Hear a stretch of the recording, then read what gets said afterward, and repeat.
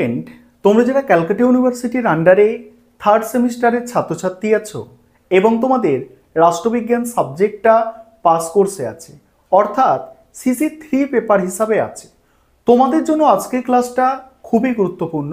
আজকের ক্লাসে তোমাদের third semester political science general MDC কোর্সের CC3 পেপারের লাস্ট মিনিট সাজেশন নিয়ে আলোচনা করব। এবং তোমরা অনেকে আমাকে রিকোয়েস্ট করেছো যে স্যার অধ্যায় ভিত্তিক সাজেশনটা আলোচনা করুন, আমাদের বুঝতে সুবিধা হবে। সেই কারণে আজকের সাজেশনটা সম্পূর্ণ অধ্যায় ভিত্তিক আলোচনা করতে চলেছি, তোমরা দেখে নাও। আর তোমাদের এই যে পেপার CC3 পেপার, এটা কিন্তু যথেষ্ট কঠিন আছে, তাই এই পেপারটা খুব ভালো করে তোমাদের পড়তে হবে এবং পরীক্ষা কিন্তু খুব বেশি বাকি নেই।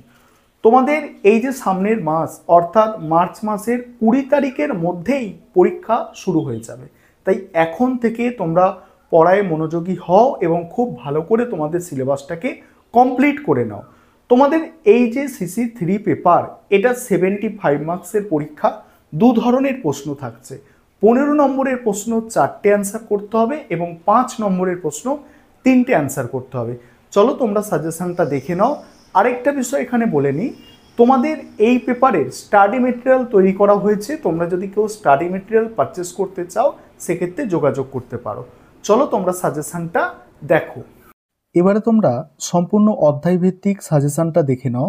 তোমাদের CC3 পেপারের নাম হচ্ছে Indian foreign policy and strategy.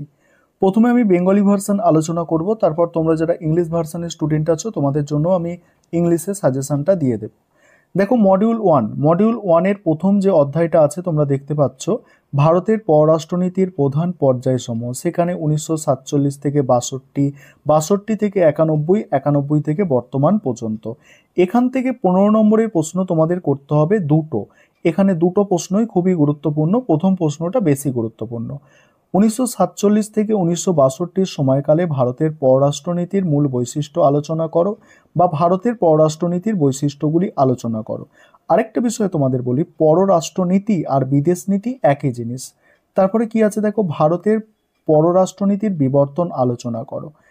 এবারে এখান থেকে 5 নম্বরের প্রশ্ন, পররাষ্ট্রনীতি বা বিদেশ নীতি কি, পররাষ্ট্রনীতির প্রধান নির্ধারকগুলি আলোচনা করো, জোট নিরপেক্ষ আন্দোলন কি, 1947 থেকে 64 ভারত চীন সম্পর্ক।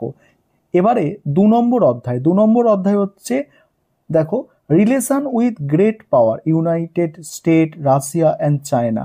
এখান থেকে করতে হবে 15 নম্বরের প্রশ্ন, ভারত মার্কিন যুক্তরাষ্ট্রের মধ্যে সম্পর্ক আলোচনা করো, ভারত ও চীনের মধ্যে সম্পর্ক। 5 নম্বরের প্রশ্ন দুটো আছে, ভারত রাশিয়ার মধ্যে সম্পর্ক, ভারত চীনের মধ্যে সম্পর্ক। এবার 3 নম্বর অধ্যায় দেখো, প্রতিবেশী রাষ্ট্রসমূহের সাথে ভারতের কৌশলগত সম্পর্ক, পাকিস্তান, বাংলাদেশ, নেপাল, ভুটান, শ্রীলঙ্কা।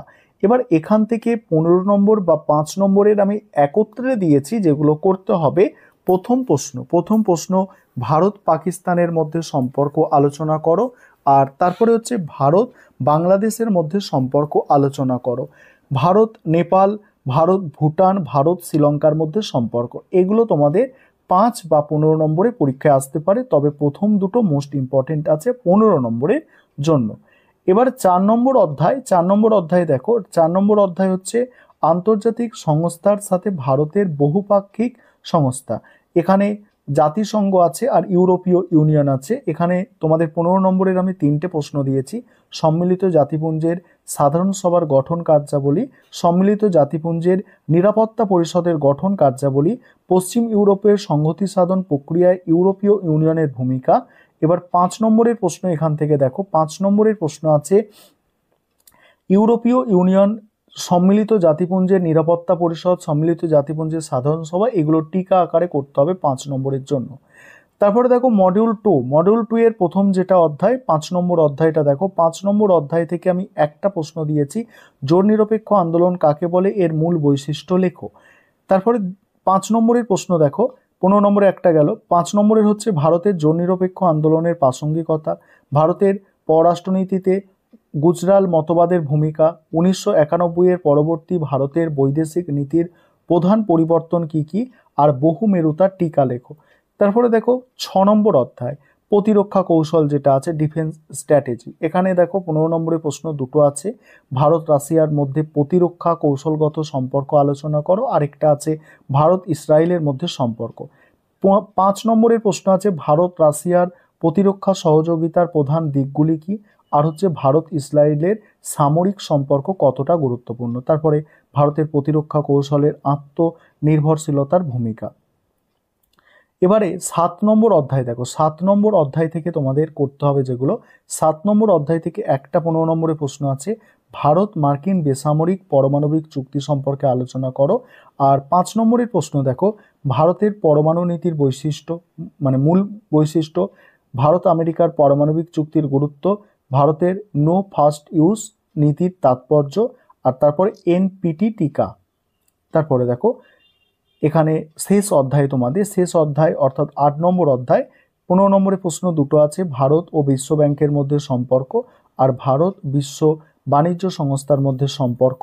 এবার 5 নম্বরের প্রশ্ন, বিশ্ব বাণিজ্য সংস্থা ভারতের ভূমিকা কি, ভারতের আর্থসামাজিক উন্নয়নে বিশ্ব ব্যাংকের ভূমিকা, বিশ্বব্যাপী বহুপাক্ষিক বাণিজ্যে ভারতের চ্যালেঞ্জ কি।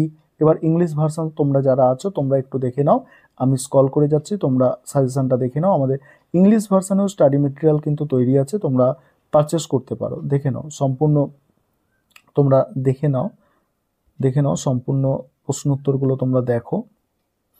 আর ইংলিশ ভার্সনেও তোমাদের বললাম, ইংলিশ ভার্সনেও তোমরা স্টাডি মেটেরিয়াল পারচেস করতে পারো, তোমরা সম্পূর্ণ প্রশ্ন উত্তরগুলো, উত্তর নয় প্রশ্নগুলো দেখে নাও।